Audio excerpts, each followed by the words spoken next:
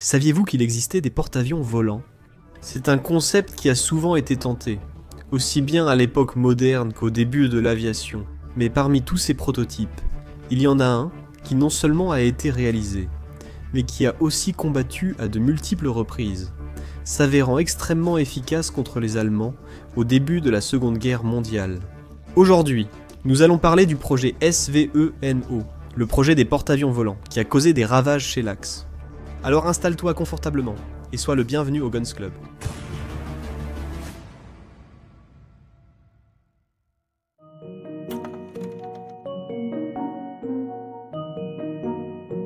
En 1930, l'aviation militaire était à son apogée. Il était plus qu'évident que l'aviation jouerait un rôle fondamental dans la dynamique des combats du futur.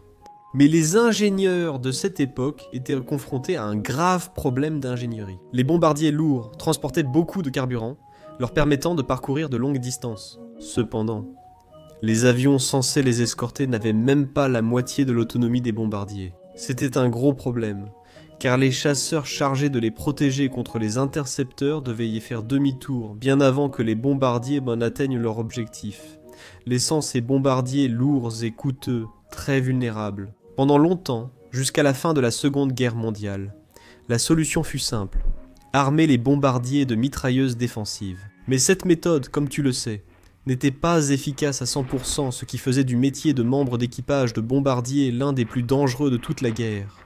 C'est ainsi qu'en 1931, Vladimir Bakhmistrov a imaginé une façon de protéger les bombardiers de manière beaucoup plus efficace. Et si, au lieu que les avions d'escorte doivent suivre les bombardiers, ceux-ci volaient au-dessus d'eux? Si les bombardiers transportaient les avions d'escorte, ceux-ci pouvaient parcourir de longues distances et être déployés lorsque cela était nécessaire. Ce concept unique offrait d'innombrables applications en défense et attaque. Les avions d'escorte pouvaient également transporter des bombes, ce qui leur permettait d'effectuer des bombardements beaucoup plus précis sur des positions mieux protégées. Ou attaquer des navires sans impliquer le bombardier. Ils pouvaient attaquer directement les défenses aériennes, les distraire ou les aveugler avec de la fumée pour protéger le bombardier porteur, ou patrouiller les frontières en attendant d'autres bombardiers ennemis à intercepter. Le potentiel du concept n'avait pas de limite. Cependant, pour réaliser le projet SVENO, il fallait un avion très grand et très puissant. Heureusement, les soviétiques en possédaient un. C'était le Tupolev TB. Ceux-ci étaient suffisamment puissants pour transporter tout ce qu'on leur installait. Excellent. Ils avaient rejeté un avion pour en transporter d'autres, mais un nouveau problème surgit. Où installer les appareils? On ne pouvait pas les installer n'importe où car ils pouvaient interférer avec le flux d'air, ce qui risquait de faire perdre le contrôle du bombardier en vol. Ils ont simplement testé chaque configuration par essais et erreurs. Et curieusement, ce qu'ils ont découvert, c'est que plus ils mettaient de maisons au-dessus ou en dessous du bombardier, meilleures étaient ses performances. Les ailes des avions offraient beaucoup plus de portance. Et comme les moteurs des avions étaient allumés pendant le vol, pendant qu'ils puisirent du carburant dans des réservoirs supplémentaires, pour le bombardier, c'était comme avoir un ou deux moteurs en plus. Le poids des avions n'influait pas. Lancer les aéronefs en vol était assez simple, mais comme tu ne t'en doutes pas, les raccrocher à l'avion était assez compliqué. Cependant, Bakhmistrov a développé un système d'ancrage pour que les avions, avec un peu de précision, puissent s'ancrer à nouveau. Oui, en plein vol. Impressionnant, c'était en 1930. Grâce à cet ancrage, ils pouvaient communiquer par câble téléphonique avec la cabine, et même une série de lumières leur indiquait les ordres des pilotes. Le SVENO volait très bien, même s'il y avait quelques problèmes sur la piste. Charger les chasseurs était assez difficile. Tout le monde, c'est-à-dire chaque personne présente sur la piste. On m'appelait pour tirer sur ces énormes cordes, afin de placer les avions à leur emplacement. C'était assez problématique, parce qu'il y avait jusqu'à 3 essais par jour.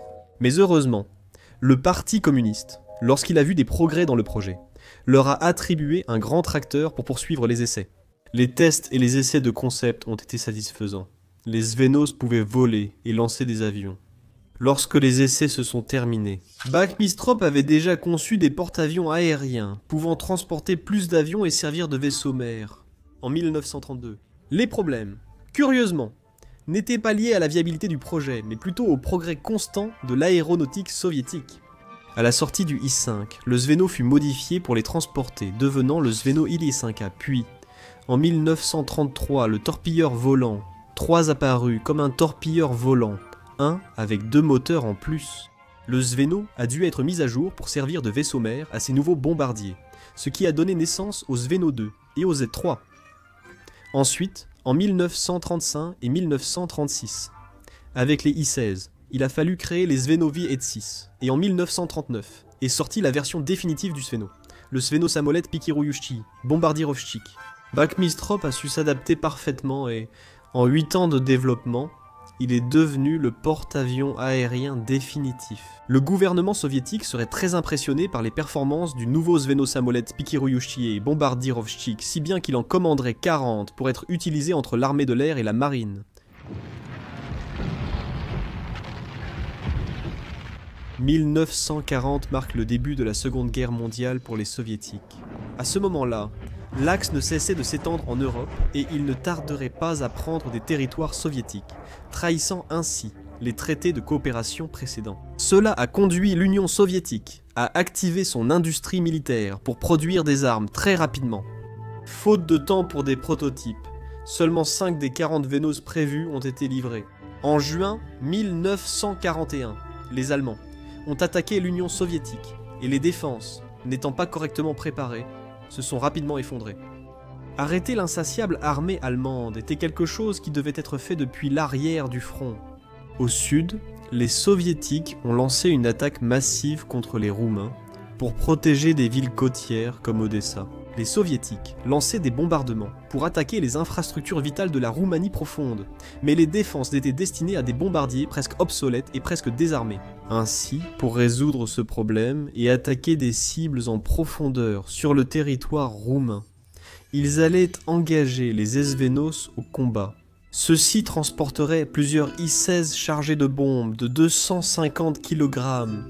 Dans des conditions normales, ceux-ci n'auraient pas pu décoller avec un tel poids. Mais grâce aux 4 puissants moteurs des Esvénos, ceux-ci pouvaient être emmenés au combat comme s'il s'agissait de plumes.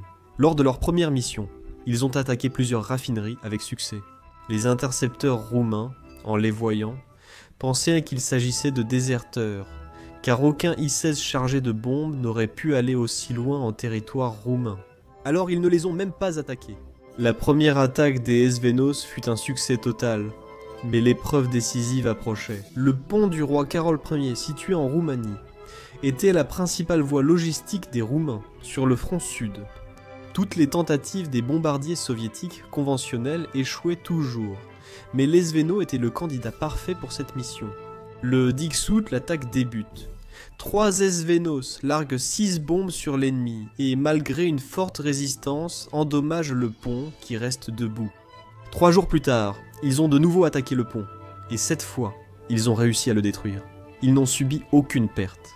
Les jours suivants, les Esvénos ont attaqué sans relâche les positions de l'axe, capturant chantiers navals et ponts qui tombaient l'un après l'autre avec précision. Lors de l'une de ces attaques, le 9 septembre 1941, les I-16 ont réussi à abattre 2 PF-109, qui tentèrent de les intercepter. Ils ont mené 30 missions avec succès. Cependant, au-delà du 9 septembre 1941, il n'y a plus de traces de combat. On ignore ce qu'il est advenu des Esvénos restants. La guerre a été dévastatrice pour l'Union soviétique, si bien que très peu de registres étaient retenus sur ce qui se passait au front. Ce n'était que retraite après retraite. Il est fort probable qu'ils aient été endommagés après un bombardement et abandonnés. Ceux-ci ne pouvaient pas être remplacés, car les TB3 étaient obsolètes et n'étaient plus fabriqués. Quoi qu'il en soit, en 1942, l'Union soviétique a pu fabriquer des bombardiers en piqué plus efficaces. Ce n'était donc pas une grande perte. Les Esvénos sont un excellent exemple d'ingéniosité et de résilience, qui nous montre que même les idées les plus farfelues peuvent nous surprendre. Si cette vidéo t'a plu, tu serais peut-être intéressé de savoir pourquoi les B-17 alliés larguaient leurs B-17 dans le vide pendant le vol, parfois avec le mitrailleur à l'intérieur. Merci d'avoir regardé cette vidéo.